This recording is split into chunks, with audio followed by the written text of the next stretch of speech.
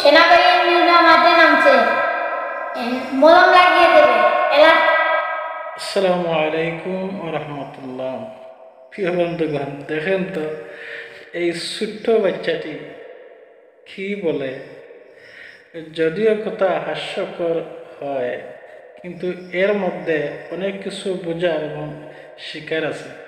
আপনারা এই ছোট্ট বাচ্চাটির কথাগুলা আবারও শুনেন। মুরব্বী, সেনাবাহিনীরা মাঠে নামছে, মলম লাগিয়ে দেবে। মুরব্বী, সেনাবাহিনীরা মাঠে নামছে, মলম লাগিয়ে দেবে।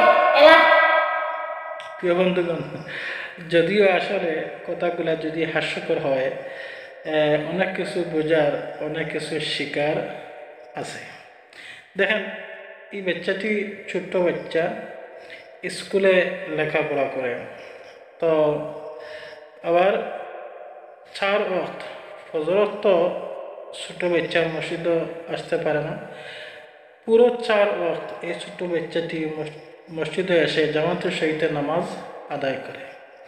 তো বিকেল টাইমে আমার প্রতিবেশী বিকেল টাইমে আমার কাছে এসে বলতেছে, হুজুর, আমার সাথে এসে গল্প করতেছে আর বলতেছে, হুজুর, সেনাবাহিনীর এখন মাঠে নেমেছে, আর যে সমস্ত খারাপ লোকরা খারাপ কাজ করতেছে এরা আর করতে পারবে না। অবশ্যই দেশে একটি সুন্দর পরিবেশ বা সুন্দর একটি সমাজ ওরা গড়বে। এই ছোট্ট বাচ্চাটি আমার সাথে এসে এই সমস্ত কথা গল্প করতেছে আর আমাকে বলতেছে। তাই আমিও বললাম, তুমি দেশ নিয়ে কিছু বলো। তাই এইভাবে আসি সেও কিছু বলছে। তো দেখেন, আসলে যদিও তার কথাগুলো যদি হাস্যকর হয়, কিন্তু অনেক কিছু বোঝার এবং শিকার রয়েছে। দেখেন, এই ছোট্ট বাচ্চা, ওর কাছ থেকে অনেক কিছু শিকার আছে যে দেশপ্রেম কাকে বলে।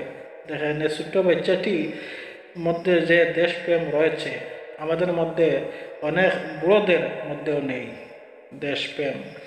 আজ আমাদের দেশ নিয়ে দেখেন, যারা বাদ চক্রান্ত করতেছেন, যারা বাদ চিন্তা ভাবনা করতেছেন, এই দেশকে যারা শেষ করে দিতে চাচ্ছে, দেখেন তা কোনোদিনও সম্ভব না।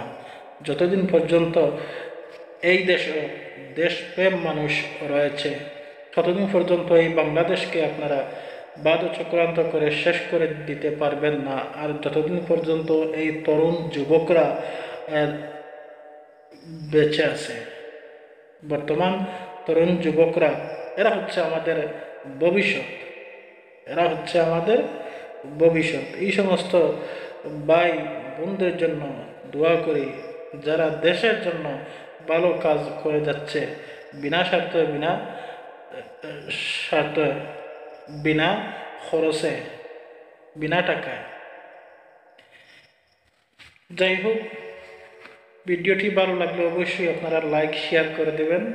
আসসালামু আলাইকুম ওয়া রাহমাতুল্লাহ।